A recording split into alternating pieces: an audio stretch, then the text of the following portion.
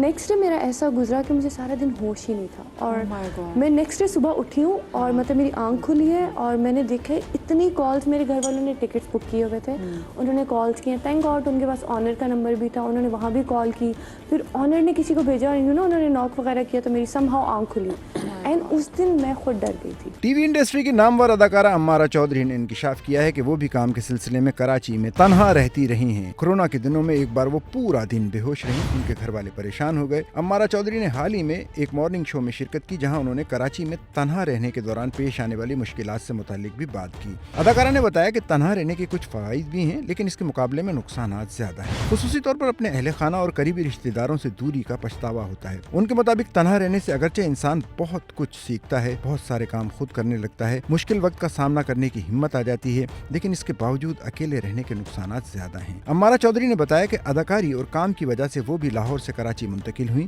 اور ان کے لیے بھی یہ فیصلہ آسان نہ تھا. ان کا کہنا تھا کہ وہ کافی عرصے تک کراچی میں تنہا رہتی رہیں, اس دوران انہیں مشکلات بھی پیش آئیں. اداکارہ کے مطابق وہ ہر وقت اہل خانہ سے باتیں کرنے کی عادی رہی ہیں, اس لیے جب کراچی منتقل ہوئی تو انہیں مشکلات پیش آئیں. امارہ چودھری کا کہنا تھا کہ خصوصی طور پر تنہا رہنے والے شخص کے لیے اس وقت مشکلات بڑھ جاتی ہیں جب وہ بیمار ہوتا ہے. انہوں نے بتایا کہ 2 سال قبل انہیں تنہا رہنے کے دوران کورونا ہوا, ان کی طبیعت انتہائی خراب ہوئی اور اسی دوران ہی ان کے ساتھ خطرناک واقعہ پیش آیا. ان کا کہنا تھا کہ کورونا کے پہلے دن تو پڑوسیوں نے ان کا خیال رکھا, انہیں جوس وغیرہ دیے اور ان کی طبیعت بھی زیادہ خراب نہ ہوئی, لیکن اگلے دن وہ بہت زیادہ بیمار پڑ گئیں. امارہ چودھری نے بتایا کہ اگلے روز وہ پورا دن بے ہوش رہیں. دوسرے دن کسی کے دروازہ کھٹکھٹانے پر وہ ہوش میں آئیں اور پریشان رہ گئیں. ان کے مطابق انہوں نے اپنا فون دیکھا جس پر گھر والوں کی بہت ساری فون کالز لگی ہوئی تھیں, میسیجز آئے ہوئے تھے, یہاں تک کہ گھر والوں نے کراچی کے ٹکٹ بک کروا لیے تھے. امارہ چودھری نے کہا کہ ان کے گھر والوں نے مالک مکان کو فون کیا جنہوں نے عمارت میں مینٹیننس دیکھنے والے افراد کو بھیجا.